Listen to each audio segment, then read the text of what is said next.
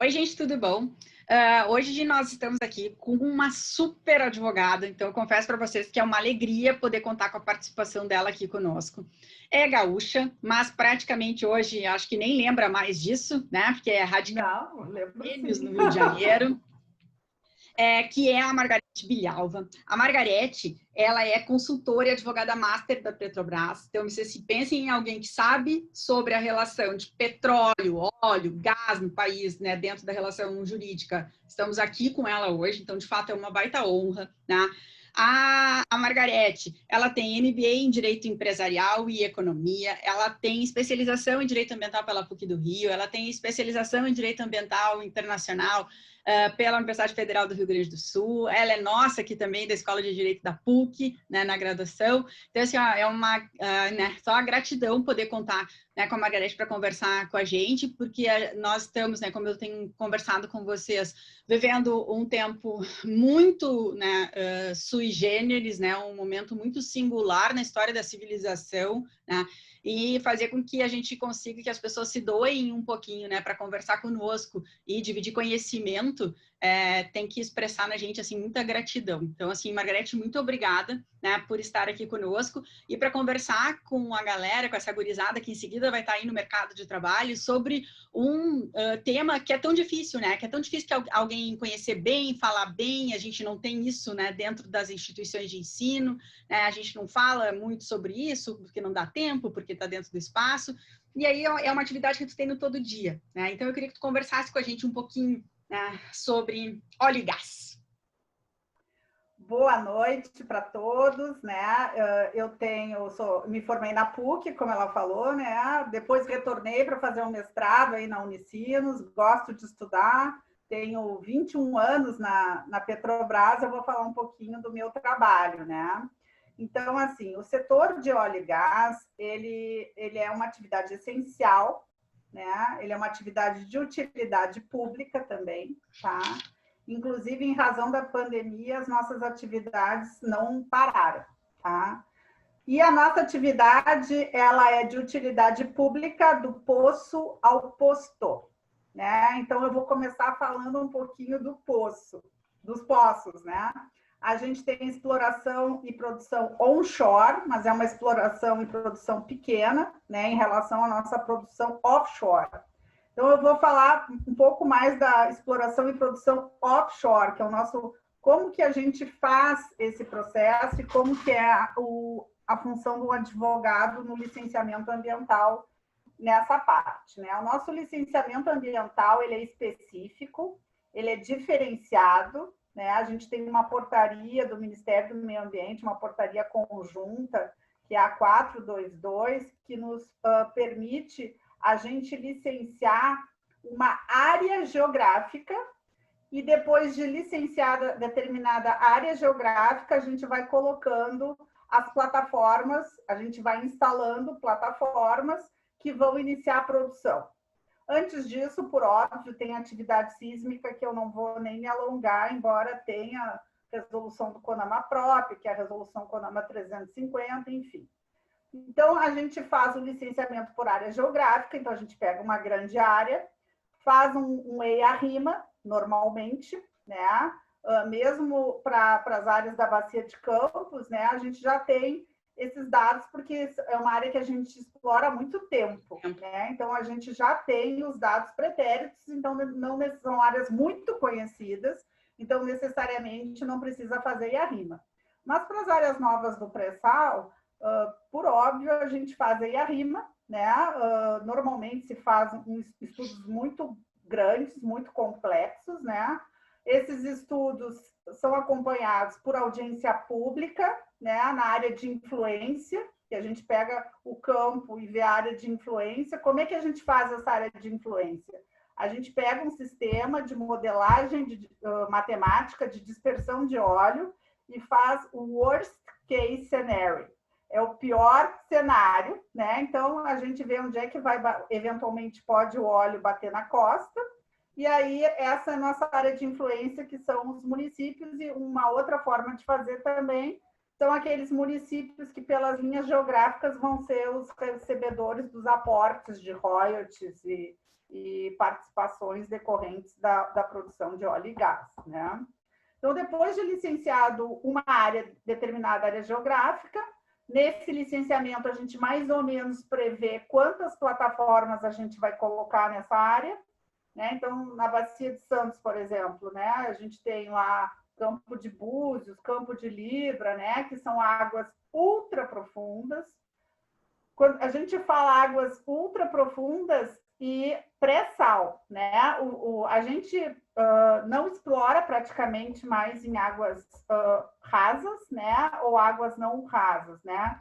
Então, a grande produção da companhia hoje está em lâmina d'água de pelo menos 1.000 metros até 5.000 a 600.000 metros de lâmina d'água.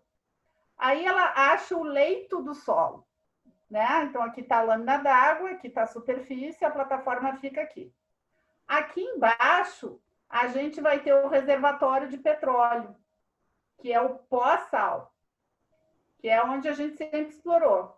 Aí depois tem uma camada grande de sal, e embaixo disso está o pré-sal. Então, assim, a gente ainda perfura quando chega lá embaixo, né? Às vezes 2.000, 4.000, 3.000 metros. E aí a gente vai pegar um reservatório do pós-sal ou um reservatório mais embaixo do pré-sal, né? Então, são licenciamentos complexos, né? Porque esses reservatórios a gente faz sísmica para ver como é que eles vão funcionar, mas a gente só sabe mesmo quando bota para produzir. Então, a gente desenha, né, as unidades de produção. Em regra, elas vão ter poços produtores, que a gente extrai o óleo lá do fundo do mar, mas a gente, quando extrai, a gente tem que botar outra coisa lá dentro, que seja ou água ou gás, porque a gente tem que injetar alguma coisa para que a cavidade não fique oca, certo? E aí a gente começa a produzir. Então, a gente tem uma área geográfica, suponhamos que no meu exemplo seja uma área geográfica com 5 plataformas. Cada plataforma vai ter, em média, né, sei lá, de 7 a 8 poços produtores e 8 a 9 poços injetores, e a gente começa a produção, né? Então, na plataforma, basicamente, né, a gente faz um monitoramento no entorno dessa plataforma, porque a gente tem a resolução CONAMA 393, que é um complemento da resolução CONAMA 357, que a classificação ainda não foi feita pela Agência de Águas, então é tudo classe 1, tá? Então a gente faz esse monitoramento, embora não tenha, né, nem atividade de pesca nessas áreas que são muito longes, né? A nossa grande maioria está a mais de 100 milhas da costa, né? E 100 milhas é uma milha mais do que 1 quilômetro, né? Então, é uma atividade assim, onde só tem as plataformas mesmo, né? E aí, nessas áreas, a gente é um ambiente altamente controlado, é um ambiente confinado, onde tudo é documentado, regrado, né? Então, assim, quando a gente pega o petróleo desse reservatório, esse petróleo ele vem com água. Quanto mais tempo a gente, num campo novo, logo que a gente começa a produzir, vai ter pouca água no reservatório. Mas aí vai passando os anos, né? 5, 10, 15, 30 anos, a gente vai saindo menos óleo e mais água. Então, assim, o grande efluente das plataformas é água, né? E a gente tem todo um sistema de tratamento do petróleo, quando a gente vai para a planta, né, para a plataforma, onde a gente faz separação do óleo e dessa água, a gente trata essa água e a gente faz um tratamento na água e a gente faz um descarte.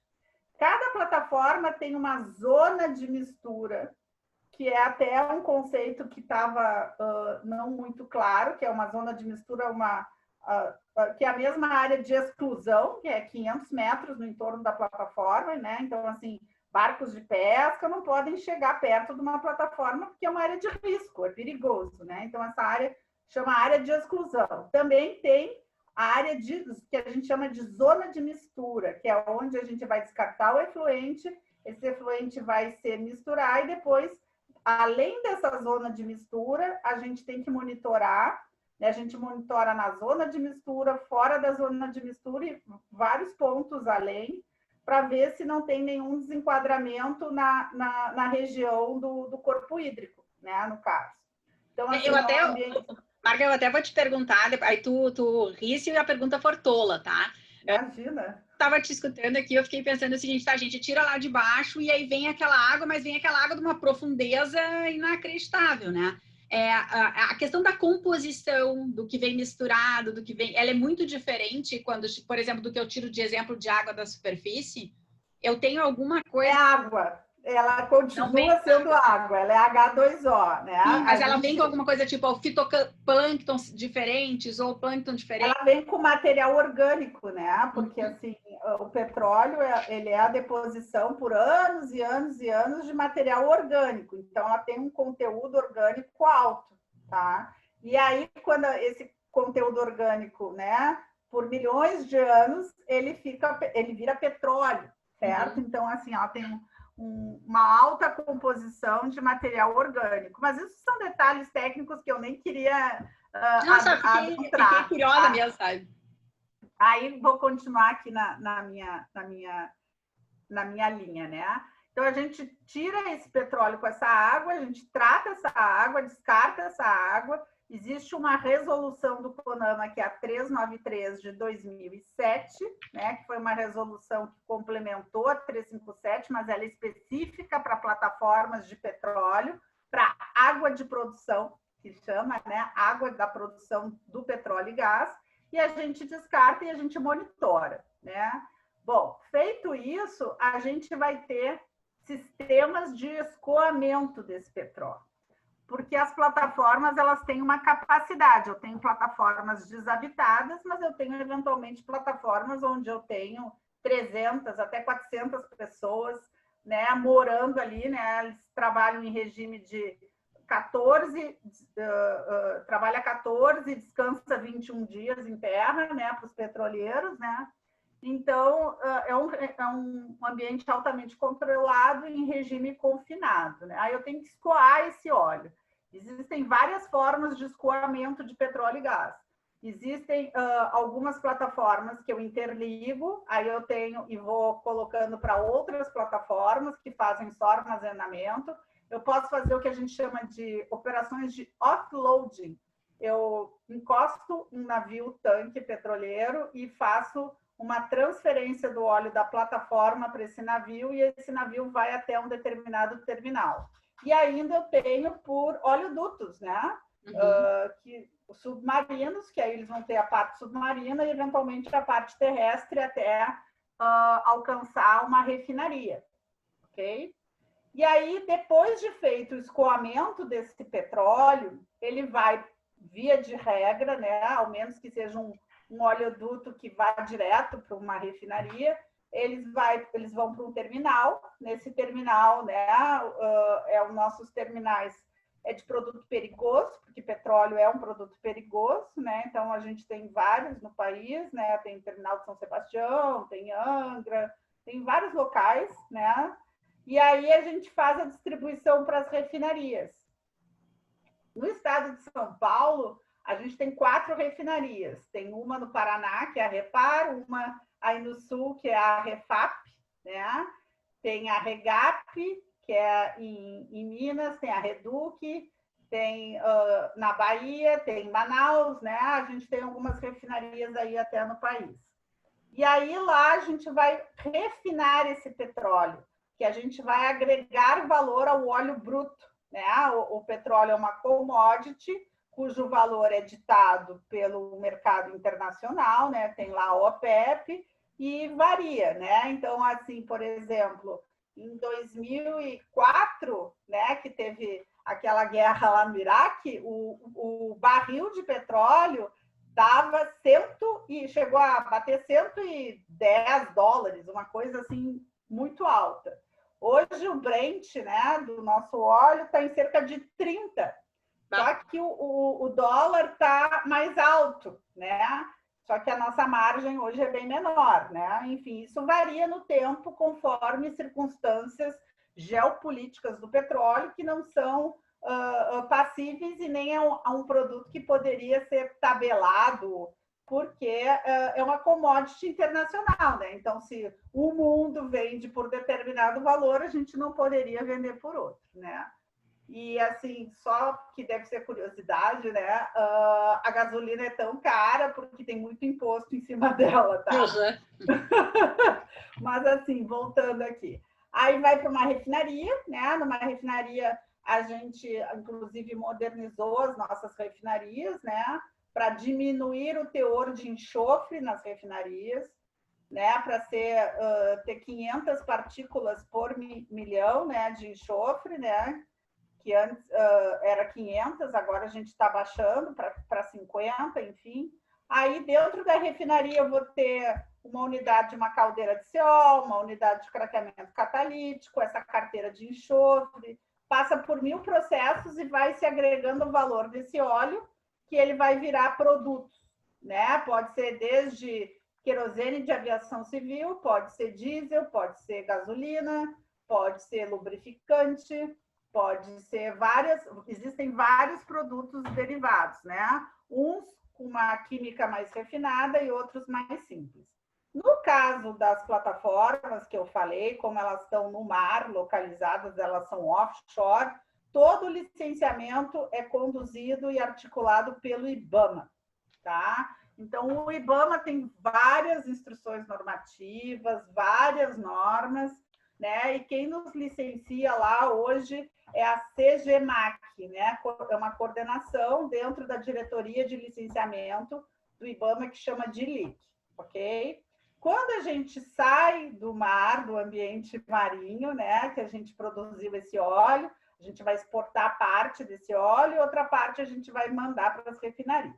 Quando chega nas refinarias, a gente precisa explicar que o órgão licenciador não é mais o IBAMA, tá? Existe uma lei complementar que, para tudo, quem for trabalhar com direito ambiental precisa saber de cor, que é a Lei Complementar 140 de 2011, que ela é muito fácil até de decorar, né? Que é o artigo 7º, 8 e 9... 14, inciso 14. Então, se vai no inciso 14 do artigo 7º, a competência do IBAMA, se vai no inciso 14 do artigo 8º, que é a competência dos estados, e vai no inciso 14 do artigo 9º, vai ver a competência dos municípios. No caso dos estados, a competência é residual, né? Porque a competência do IBAMA é por localização ou tipologia. Se está naquele tipo ou se está localizado em. Né? No nosso caso, a competência para exploração e produção offshore é do IBAMA, mas as refinarias, a competência é dos estados. Então, eu tenho refinaria licenciada pela CETESB, eu tenho 4, por exemplo, no estado de São Paulo, e aqui no estado do Rio de Janeiro, onde eu estou falando aqui com vocês, a Reduc, ela é licenciada pelo INEA, que é o órgão daqui. Aí, no Rio Grande do Sul, a Refap é licenciada pela FEPAM, né? Os órgãos ambientais têm uma conformação diferente, né? Alguns órgãos ambientais estaduais são fundação, outros são autarquias, né? Até para quem não sabe, tem uma curiosidade, né? Que a CETESB, que é um órgão ambiental de excelência em razão da robustez e da pujança da atividade econômica, eles têm muita experiência, eles têm um corpo técnico muito bom, mas até alguns anos atrás a CETESB era uma sociedade de economia mista, para quem não sabe desse detalhe, tá? Então, é licenciado pelos órgãos estaduais. Essa licença, assim como as licenças das plataformas, elas vão ser imbuídas, né? Elas são recheadas, né? Tanto as da plataforma como as dos estados. Qualquer licença ambiental ela vai ter condições gerais, como, por exemplo, né? Publicar a licença para dar efetividade ao princípio da transparência, que é obrigatório. Ela vai ter diversas condicionantes específicas, né? Lá no caso, por exemplo, das offshores, a gente tem 1000 programas, né? Desde de apoio à comunidade, educação ambiental, né? Programas bem robustos e pujantes, que até na minha opinião pessoal eu acho um pouco exagerado, mas são exigidos pelo órgão e a gente cumpre. E no âmbito dos estados, essas licenças também vão ter. Por exemplo, refinaria, a gente vai ter não só o descarte de efluente, que vai ser a água que vai resultar depois desse processo industrial da conformação desse petróleo cru em produto. Essa água vai passar por uma EPDI, que é uma estação de tratamento de efluentes industriais, e ela vai ser descartada lá conforme os parâmetros da resolução CONAMA 430 de 2011, ok? Aí a gente também tem emissões, né, atmosféricas, que a gente vai ter as fontes fixas, que elas são todas reguladas, né? E as emissões de uma refinaria, elas são basicamente três. É material particulado, NOx e SOx. Isso é tudo controlado, regrado, é tudo automonitorado. Se eventualmente há um descompasso numa planta, a gente fecha, né, e para de emitir, para de descartar. Bom, depois do produto, né, depois desse óleo deixar de ser um óleo e passar a ser um produto, ele vai ser aí distribuído para a BR, né, que é a BR distribuidora, que antes era Petrobras, mas a gente acabou vendendo, né, a BR não é mais Petrobras, e aí a BR distribuidora vai levar esse petróleo para os postos de gasolina. Os postos de gasolina, por sua vez, também são licenciados, tem uma resolução do CONAMA específica sobre licenciamento de posto de gasolina, e esses postos de gasolina, basicamente, tem que ter os tanques, né, com sistema de drenagem e uma manta de PEAD, polietileno de alta densidade, para evitar que eles percolem ou que eles contaminem qualquer ambiente. Então, a nossa atividade ela é de utilidade pública, do poço até o posto de gasolina, né? Então, assim, a gente tem que ter muito cuidado, porque a nossa atividade é de risco, né? A gente, quando eu comecei na Petrobras, né? Eu já sou uma senhora, né? Já tenho muitos anos de companhia, então não se falava nem direito ambiental ainda lá em 96, né? E 96 foi quando eu me formei, eu entrei na Petrobras um pouquinho depois. Mas a gente teve aí os acidentes que são do passado, né? Graças a Deus, né? Há muitos e muitos anos. E aí a gente foi formando uma área jurídica específica de direito ambiental. Hoje nós somos muitos advogados, é uma área muito estratégica. A gente está direto com os engenheiros que fazem o negócio acontecer. E é uma área que tem uma pungência e ela é cercada de nuances e elegâncias que eventualmente outras áreas não têm, né? Porque até o nosso contencioso ele é muito diferenciado. A gente tem algumas ações civis públicas, né? Que ainda existem e a gente atua fortemente para que elas não ocorram.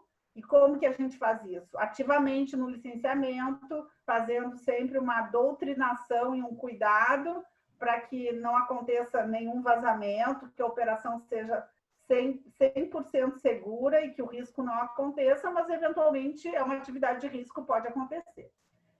Isso acontecendo, o que acontece aí, saindo aí do consultivo, que é toda essa parte de licenciamento, a gente vai ter o outro lado da moeda, que é, eventualmente, uma demanda judicial. Nessas demandas judiciais, por danos ambientais, via de regra, né, existem vários colegitimados para ajuizamento da Lei de Ação Civil Pública, isso está lá no artigo 5º da Lei 7347 de 85, né? A gente tem Ministério Público, órgãos ambientais, Defensoria Pública, tem associações, né, as ONGs, né, desde que elas tenham pelo menos um ano e ter a pertinência temática, inclusive sociedades de economia mista. Aí até tem uma pegadinha, pode a Petrobras ajuizar uma ação civil pública? Não pode, porque tem que ter pertinência temática com a defesa ambiental. Aí, essas ações civis públicas, né, que a gente tem 3 esferas de responsabilidade ambientais. Elas estão lá no parágrafo 3º do artigo 225 da Constituição Federal.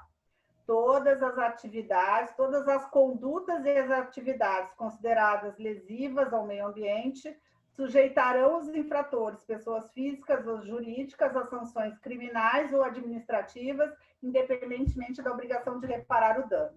Então, assim, eu tenho 2 esferas de responsabilidade cujo foco é a conduta, por isso que a gente fala em tipo administrativo, por isso que a gente fala em tipo penal, o núcleo é a conduta, né? Então, por isso que eu vou aferir a conduta, eu vou aplicar uma pena, porque se a conduta não está conforme, eu tenho que penalizar aquele infrator. Por isso que eu falo infrator para a conduta. E eu tenho a questão dos danos, que é independentemente da obrigação de reparar os danos causados. Está na Constituição.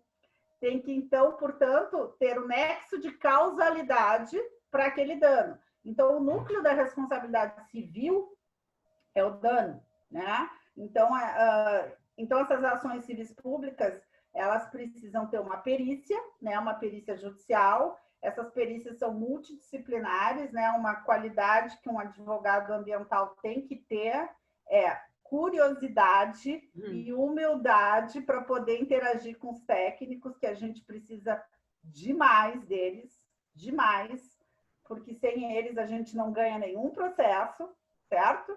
E não consegue comprovar nada, nem quer seja para fins de polo ativo, quanto polo passivo, ok?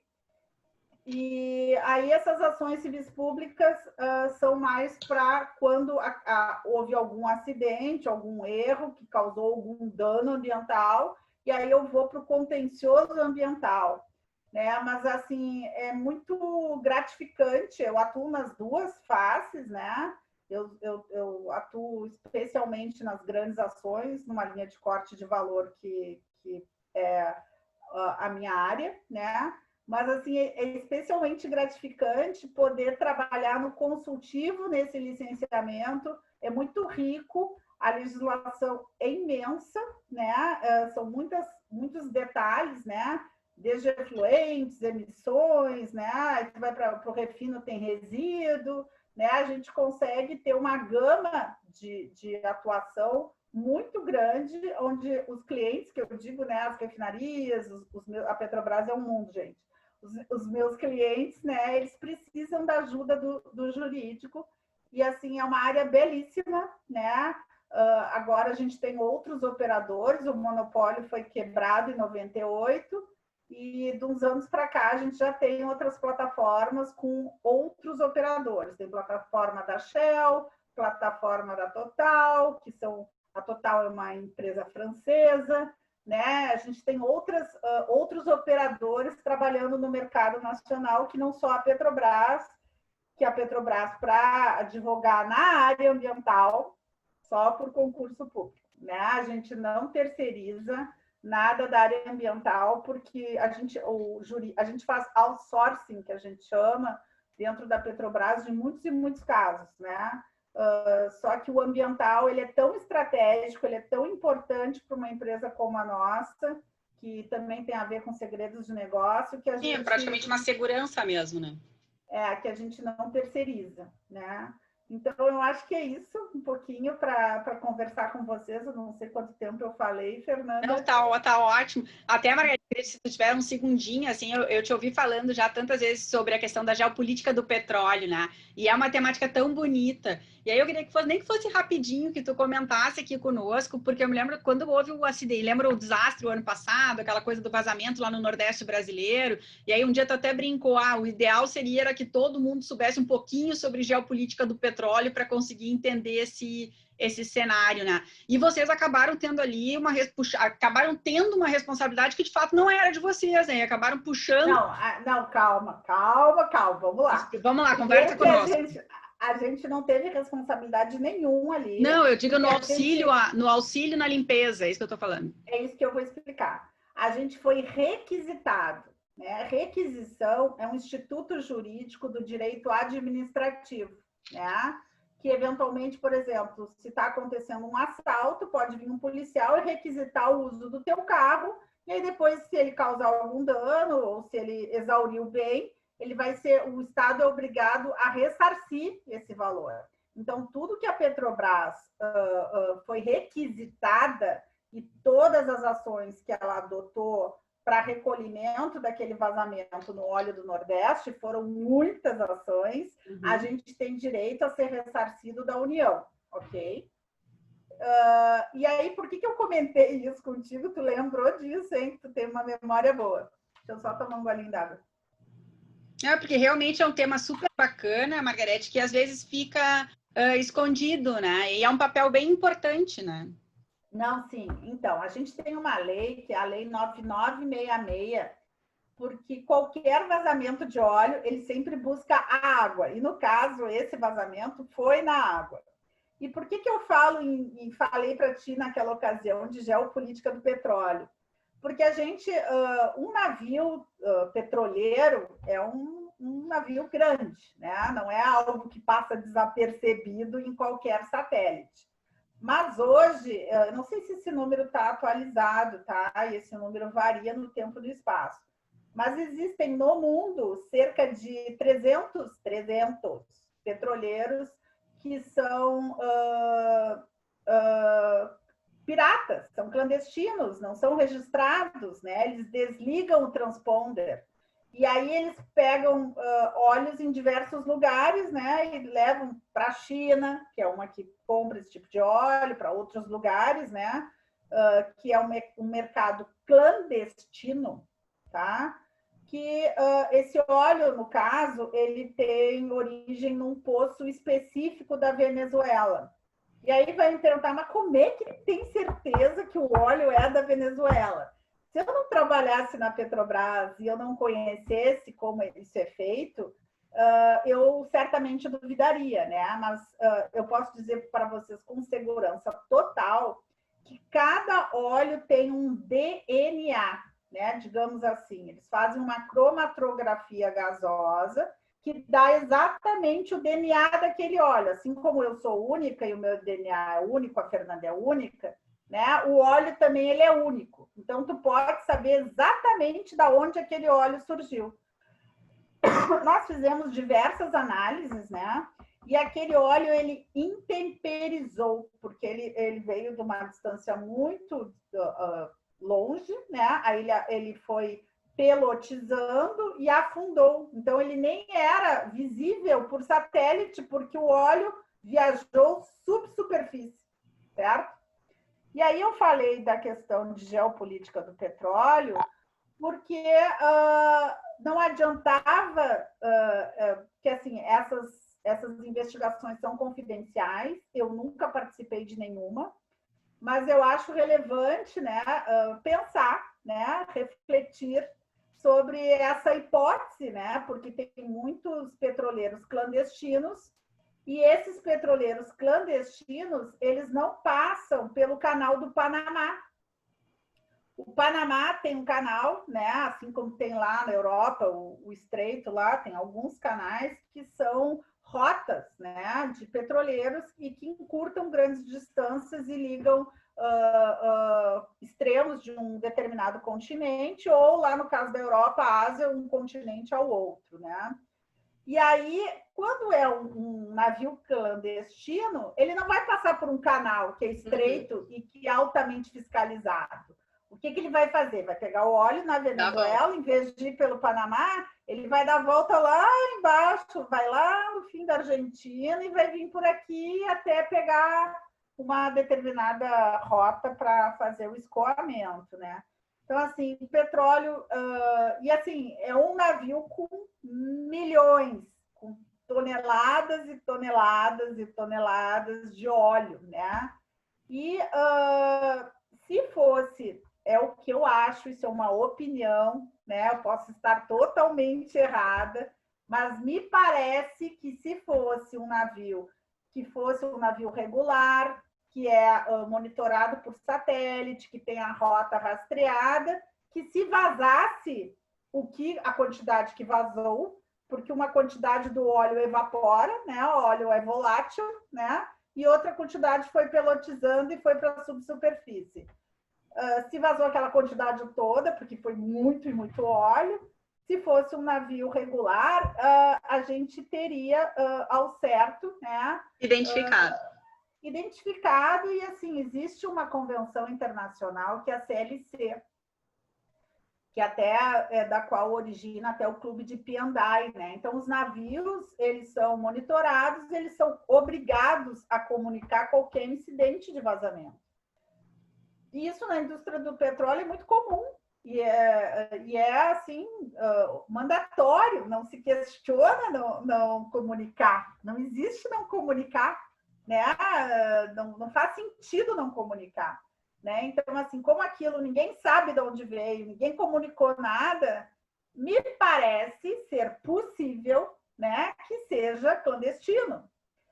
E a Venezuela, né, é um país que tem muito óleo, depois vocês coloquem no Google para ver assim, a quantidade de óleo que a Venezuela tem, é demais. Assim.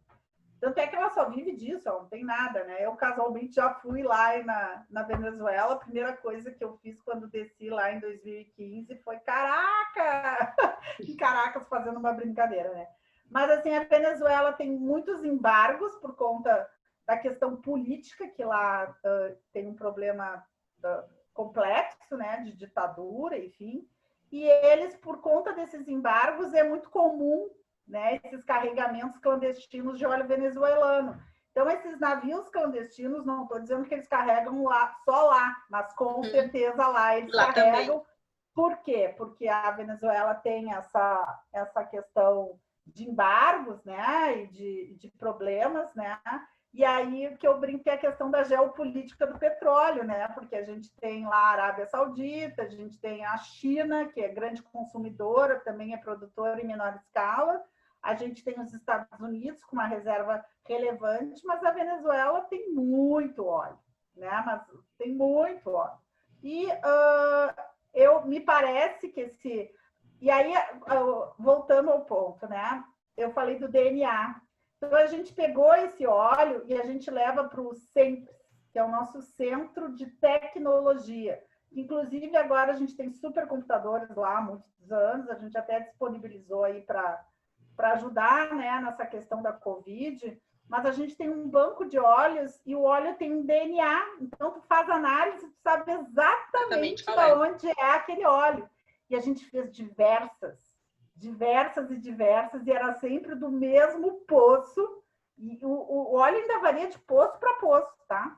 Então, assim, é assim, um nível de precisão que vão descobrir, olha, suponhamos que eu e Fernanda fôssemos irmãs, vão descobrir que a gente é irmã, mas eles sabem que o meu DNA é só da Margarete, embora a gente tenha uma afinidade genética, porque somos da mesma mãe, aí teríamos, né? É mais ou menos assim que funciona com o petróleo, tá?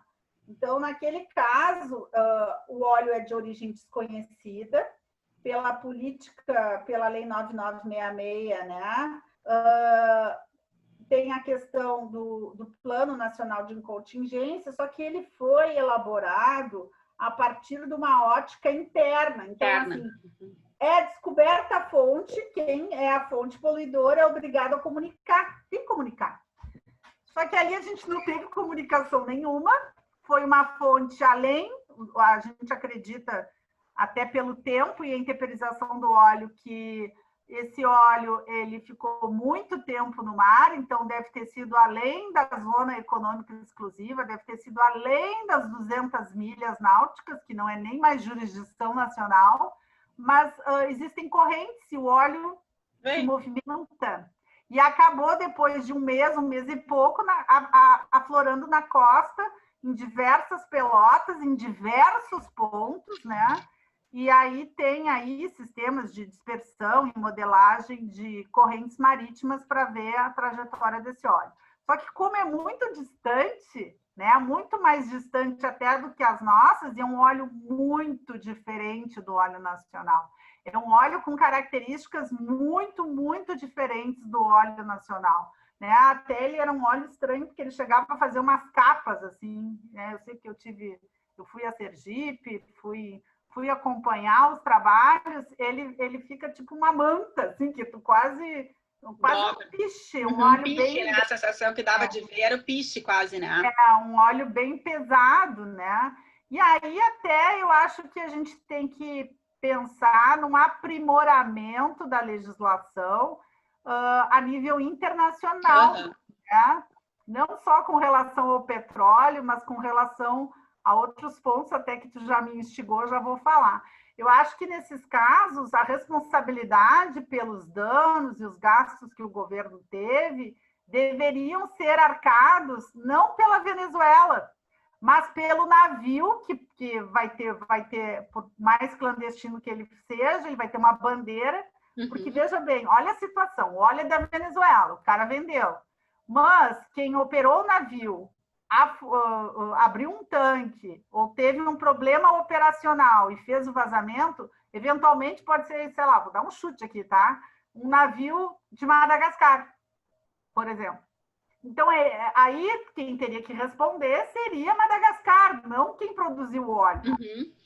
Então, é uma situação bem complexa, porque a gente não conseguiu, até onde eu tenho notícia, identificar a fonte, né? Então, é super importante identificar a fonte e controlar cada vez mais e diminuir esses petroleiros fantasmas, né?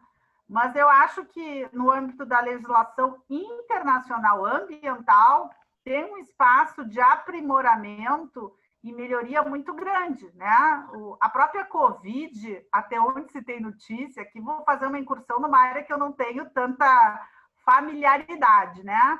Mas existem grandes suspeitas, né? Que lá em Wuhan foi num mercado de venda de animais silvestres, né? Os chineses, eles comem tudo que se move, né? Desde gafanhoto, inseto, cobra, porco, passarinho, papagaio, qualquer coisa que se move, se mexe, eles comem. Inclusive cru, né? Que eles têm um hábito alimentar um pouco diferenciado. Isso é cultural lá e decorre também da grande população, né? A China tem um grande problema relativo à segurança alimentar. Só que, ainda que eles tenham esse tipo de problema, me parece que deveria ter uma normativa internacional de inviabilizar, para vedar, não permitir em hipótese nenhuma a venda para consumo humano de animais silvestres, né? Como foi o caso lá, porque como a gente está vivendo, né? Eu estou trancada aqui desde março, aqui no Rio morreu muita gente, muita gente. Eu tenho amigos que faleceram já com Covid, é muito triste falar isso. Mas se a gente tivesse algumas normas ambientais e algumas proibições, isso não aconteceria.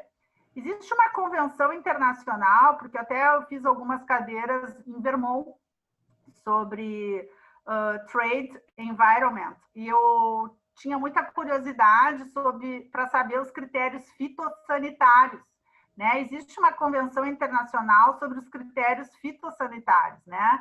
Então, por exemplo, quando eu vou aos Estados Unidos, eu não como carne, e eu sou gaúcha, e eu sou muito carnívora.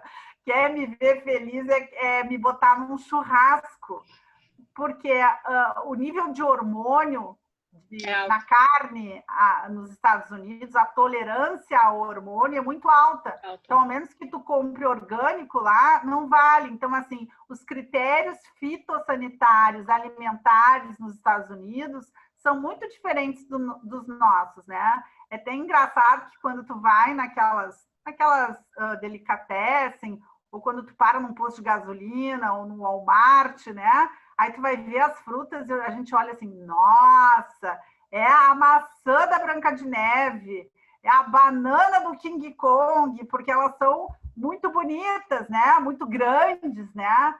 E não é porque lá a terra é diferente, ou porque elas são todas modificadas, elas têm uma tolerância que aqui não tem, né? Então, eu ainda prefiro comer minha maçãzinha pequenininha, com manchinha, toda torta. De neve, que é mais saudável, né? Então, assim, que nem galinha, né? A galinha, quando vocês forem nos Estados Unidos, vocês comprem só galinha livre, né? Free cage, né? Porque senão o ovo é daquelas galinhas confinadas, né? Cheia de hormônio, e a gente ingere isso e isso é péssimo para a nossa saúde. Então, assim como na área do petróleo, como nessa área de segurança alimentar, eu acho que os estados, até porque a gente está no mundo globalizado, né? Teoria do caos, né? Aconteceu lá em Wuhan e a gente está todo mundo preso aqui, né? Então, assim, pode acontecer, né? Que nem esse petroleiro aí vazou em alto mar e veio parar aqui na costa, né? Então, a gente tem problema de chuva ácida em alguns países na Europa, a gente tem diversos problemas porque a poluição, ela não conhece fronteiras, né? E a questão ambiental não conhece fronteiras, especialmente no mundo globalizado. Então, acho que tem grande espaço, né? Se eu formei bem novinha, com meus 21 aninhos lá, se eu estivesse formando agora, eu acho que era uma área interessante de pensar e atuar, porque assim, eu sei que vocês são jovens, mas eu digo uma coisa para vocês, pensem grande, né? Vocês podem tudo, e se a minha geração não mudou o mundo, espero que a de vocês mude, né? E trabalhar com essas coisas que eu acho que são emergentes, é um nicho que é interessante, né? E até porque essa geração que deve estar me ouvindo aqui tem um trato melhor com línguas e com viagens, até com tecnologia, com tudo. Quando eu só tive meu primeiro celular, eu estava na faculdade, era um cebolão desse tamanho, né? A gente discava assim o telefone com aquele coisinha, né? Não estou denunciando a minha idade, eu sou uma senhora, né? Como eu já falei. Mas eu acho que é uma área que vai crescer, não tem como, porque essa pandemia que a gente vive hoje não vai ser a última, infelizmente, né? Então, assim, eu acho que isso só teria algum controle se a gente tivesse regras internacionais com algum enforcement, com alguma consequência para o país que descumprisse, né? Então, assim, isso são reflexões e pensamentos meus, né, que eu divido aqui com vocês, respeitando, por óbvio, quem não concorde, tá? Não, mas é que isso é bem importante mesmo, né, Marga? Porque a questão é das novas pandemias. A gente já teve notícias que a gente pode, daqui a pouco, estar vivendo outra, em razão dos porcos ali que estão sendo criados, confinados de novo na China, né? E a forma de confinamento, de tratamento, enfim. Mas eu vou dizer que eu fiquei, assim, ó, muito feliz com a tua fala. Primeiro, pela grande advogada que tu és, eu acabei não falando ali no início, a Margarete é a nossa vice-presidente da União Brasileira da Advocacia Ambiental. Então, assim, é uma mulher que tem uma experiência incrível na área. E ela conseguiu mostrar aqui de um jeito leve, que eu não sei nem se vocês foram se dando conta, mas ela trouxe competência constitucional, ela trouxe as normas que vêm ali do CONAMA e trouxe várias resoluções.